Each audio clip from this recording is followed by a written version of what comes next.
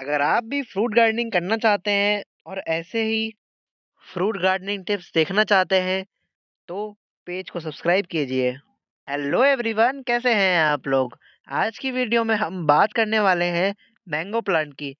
जो लोग कहते हैं इसे घर में लगाना काफ़ी मुश्किल है, ये वीडियो उनके लिए है। वो कहते हैं कि पॉट आम लोग बोलते हैं पॉट में आम नहीं लगता, फ्रूट गिर जाता है, फ्लावर सेट नहीं होता या सिर्फ पत्ते ही पत्ते आते रहते हैं।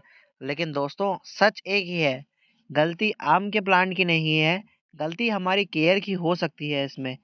तो इसकी केयर कैसी करनी है, आज की वीडियो में मैं आपको बताऊंगा।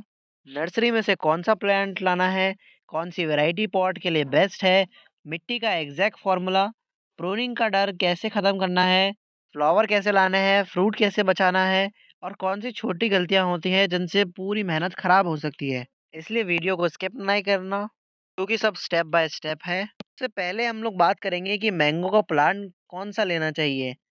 तो दोस्तों, आजकल काफ़ी सारी वैराइटीज़ आ चुकी है। काफ़ी लोग यही गलती कर देते हैं, अगर उन्हें कोई आम अच्छा लगता है तो वो उसी के बीज लगा देते हैं और फिर सोचते हैं कि आम का पेड़ तो लग गया है, अब फ्रूटिंग दे देगा। बट होता ये है कि जो बीज से लगाया हुआ आम का प्लांट होता है, उसमें 10 से 15 साल लग जाते हैं, कभी-कभी उससे भी ज़्यादा लग जाते हैं और वो अक्सर ज़मीन पे लगता है, नॉर्मल पॉट में या थर्माकोल बॉक्स में नहीं लगेगा और फ्रूट की भी कोई गारंटी नहीं रहती है उसमें। सीड ग्रोन प्लांट मैंगो का सिर्फ जंगल टाइप्स में ही होता है, कमर्शियल के लिए नहीं होता है। इसलिए एक रूल हमेशा याद रखना है, ग्राफ्टेड मैंगो प्लांट ही खरीदना है। ग्राफ्टेड का मतलब ये होता है नीचे स्ट्रॉन्ग वाइल्ड रूट वाला इम्प्रूव फ्रूट प्लांट को ज्वाइंट। ग्राफ्टेड प्लांट के फायदे बहुत सारे हैं कि ये 2-3 साल में फ्लावरिंग दे देता है, प्लांट कंट्रोल में रहता है, ज़्यादा एक्सेसिव ग्रोथ नहीं करता, पॉट के हिसाब से ग्रोथ करता है, फ्रूट का टेस्ट फिक्स होता है, सरप्राइज नहीं होता है, नर्सरी से लाते वक्त कोई स्टॉक वगैरह में नहीं जाएगा। कैसे देखना है प्लांट, ग्राफ्टिंग जॉइंट स्मूथ हो, जॉइंट के नीचे से कोई नया शूट्स ना निकल रहा हो, लीव्स मोटे और ग्लॉसी हो, हार्ड हो। अगर नर्सरी वाला बोले कि ये सीड का है पर फ्रूट ज़रूर देगा, तो समझ जाओ कि कुछ गड़बड़ है। जो वैरायटी आप देख रहे हैं, ये केसर मैंगो का प्लांट है। ये हमारे लिए सबसे बेस्ट वैरायटी है क्योंकि हमने इसे आसपास की लोकल नर्सरी से खरीदा है। वहाँ पे ये ग्राफ्टेड प्लांट था, उन्होंने कहा है कि ये लग जाएगा, कि ये ग्राफ्टेड प्लांट था इसलिए हमने भी इसे लिया है। अब इसमें देखते हैं कैसी ग्रोथ होगी। तो मैंगो एक बैलेंस चैंपियन है, इसकी ग्रोथ ना ज़्यादा फास्ट ना ज़्यादा स्लो, इसकी फ्लावरिंग स्टेबल होती है, पॉट कल्चर को अच्छे से अडॉप्ट कर लेती है। इसके हिडन एडवांटेजेस यही हैं कि इसमें फाइबर कम होता है, इसका जो पल्प होता है वो क्रीमी होता है, स्मेल स्ट्रॉन्ग होती है, असली आम जैसी बिल्कुल एकदम। फ्लावर गिरने का प्रॉब्लम कम होता है इसमें, हीट और ठंड दोनों को टॉलरेट कर लेता है इजीली। बिगिनर्स के लिए केसर, अम्रपाली और दशहरी वैरायटी काफ़ी अच्छी होती है ग्राफ्टेड वाली। बाकी सारी वैरायटीज़ का हमें आइडिया नहीं है। आप कोशिश कीजिए कि आसपास जाकर लोकल नेटिव वैरायटीज़ देखिए। उससे होता ये है कि जो उस एटमॉस्फेयर में अच्छे से ग्रो हो सकती है, आपको वही वैराइटीज़ मिलेंगी और उनमें फ्रूट्स ज़्यादा जल्दी आते हैं। यूँ तो अम्रपाली और बारहमासी प्लांट में हर जगह आते हैं, बट फिर भी एक बार आप आसपास की लोकल नर्सरी में पूछ लें या फिर आप ऑनलाइन ऑर्डर कर दीजिए बारहमासी प्लांट, वो भी बेस्ट रहता है।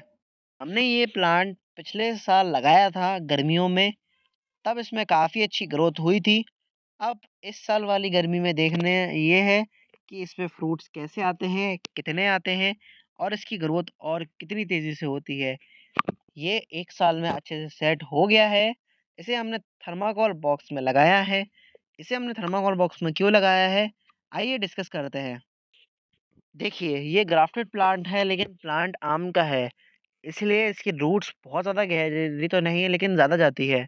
अगर इसे आप पॉट में लगा रहे हैं, तो कम से कम 24 इंची का पॉट तो होना ही चाहिए या फिर हमने जैसे थर्माकोल बॉक्स में लगाया है, उसमें लगा सकते हैं।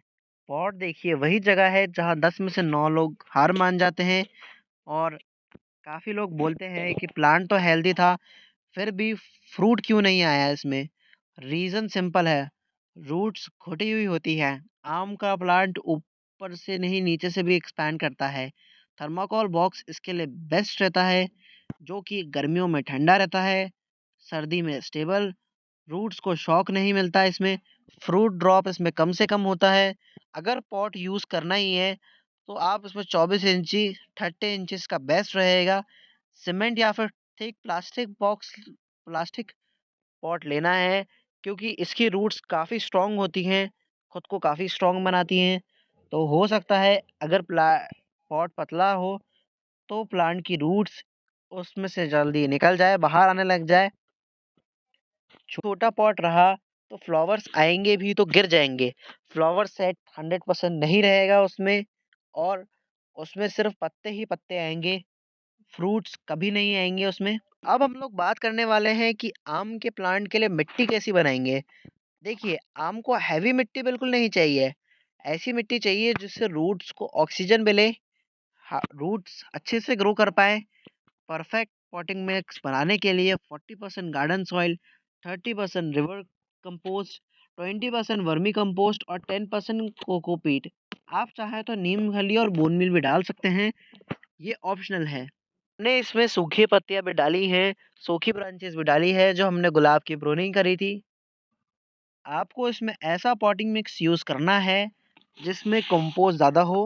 आम को वैसे तो कंपोस्ट की ज़रूरत नहीं पड़ती, बट जब इसमें फ्रूट्स आने लग जाएँगे, तब इसे थोड़ा-सा हेवी फर्टिलाइज़र देना पड़ेगा। हेवी फर्टिलाइज़र में आप इसमें 2 से 4 मुट्ठी वर्मी कंपोस्ट, 3 महीने बाद जब प्रॉपर गर्मियाँ हो जाएँगी, तभी ऐड करेंगे, अभी नहीं। अभी सर्दियों में इसकी ग्रोथ इतनी अच्छी नहीं होती है। इसमें सिर्फ़ लीव्स आती हैं, फ्रूट्स वगैरह कुछ भी नहीं आते, क्योंकि ये बारहमासी नहीं है। अब बात करेंगे इसमें प्रूनिंग करनी है या नहीं। देखिए, प्रूनिंग जो होती है उस प्रूनिंग कब करनी चाहिए इसकी, आइए डिस्कस करते हैं। अगर आम के पेड़ में प्रू नहीं हुई, तो वो सिर्फ़ ऊपर-ऊपर से बढ़ता रहेगा और उसमें फ्रूट्स इतने ज़्यादा नहीं आएँगे। कब प्रूनिंग करना चाहिए? जब हमारा प्लांट स्टेबल हो जाए, न्यू ग्रोथ आ जाए, मॉनसून के बाद सबसे बेस्ट टाइम रहता है, या फिर विंटर एंड में भी कर सकते हैं। कैसे करनी चाहिए?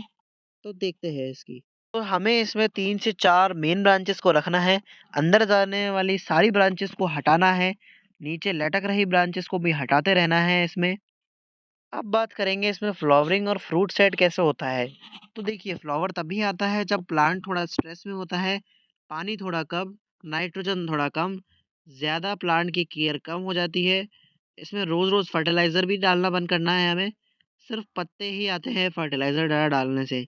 फ्लावरिंग टाइम पर हमें इसमें थोड़ा बहुत मस्टर्ड केक फर्टिलाइज़र डालना है, उससे ज़्यादा फर्टिलाइज़र्स डालेंगे इसमें, तो हो सकता है ग्रोथ होए, लेकिन फ्रूट ना आए। फ्रूट सेट के लिए सिंपल रहेगा इसमें हमारा, वर्मी कंपोस्ट का पानी एक बार, फ्लावरिंग के बाद नीम ऑयल नहीं डालना है, उससे पॉलिनेशन खराब होता है और बीज का आना भी बंद हो जाता है। अब बात करेंगे कि फर्टिलाइज़र का शेड्यूल क्या रहेगा इसके लिए। देखिए, जब प्लांट सेट हो जाए, तो 20 दिन में एक बार वर्मी कंपोस्ट का लिक्विड फर्टिलाइज़र डालना है, 15 दिन में एक बार मस्टर्ड केक फर्टिलाइज़र भी डालना है हमें इसमें लिक्विड फॉर्म में। फ्लावरिंग फेज़ पे आप चाहें तो इसमें बनाना पील लिक्विड डाल सकते हैं, जो हमने वीडियो में दिखाया था। बोन मील भी डाल सकते हैं और सीवीड एक्सट्रैक्ट भी डाल सकते हैं। सीवीड एक्सट्रैक्ट ऑप्शनल है, वो ज़्यादातर गार्डनर्स यूज़ नहीं करते हैं। फ्रूटिंग फेज़ में पोटेशियम रिच ऑर्गेनिक फीड देनी है, वो डैश सिर्फ़ 1 चम्मच देनी है। याद रखना है, इसमें ओवर फीडिंग नहीं करनी है, फ्रूट ड्रॉप हो सकता है उससे। अब बात करने वाले हैं हम लोग उसमें पेस्ट कौन-कौन से आ सकते हैं। तो देखिए, आम के प्लांट में ज़्यादा पेस्ट नहीं आते हैं, बट इसमें ब्लैक स्पॉट डिज़ीज़ है, वो काफ़ी कॉमन डिज़ीज़ है और वो बहुत जल्दी आती रहती है। तो वो जैसे ही आए, आपको इसमें नीम ऑयल का स्प्रे करना है। आप चाहे तो कोई और ऑर्गेनिक फंगिसाइड का भी स्प्रे कर सकते हैं इसमें। इसमें वैसे तो mealybugs, aphid, thrips, leaf miner बहुत ही रेयर केस में आते हैं, जब प्लांट थोड़ा स्ट्रेस में हो, रूट्स के पास पानी ज़्यादा हो। ध्यान रहे, इसमें रूट्स के पास पानी कम देना है। आम भी एक ट्रॉपिकल ट्री है, इसलिए इसे ज़्यादा पानी की ज़रूरत नहीं है। ज़्यादा से ज़्यादा धूप मिले, नीम ऑयल का सोल्यूशन आप वैसे 3 से 5 ml तक 1 लीटर पानी में डाल के स्प्रे कर सकते हैं। सोप वाटर का स्प्रे भी कर सकते हैं सिर्फ लीव्स पर। इसके लिए सनलाइट रहती है।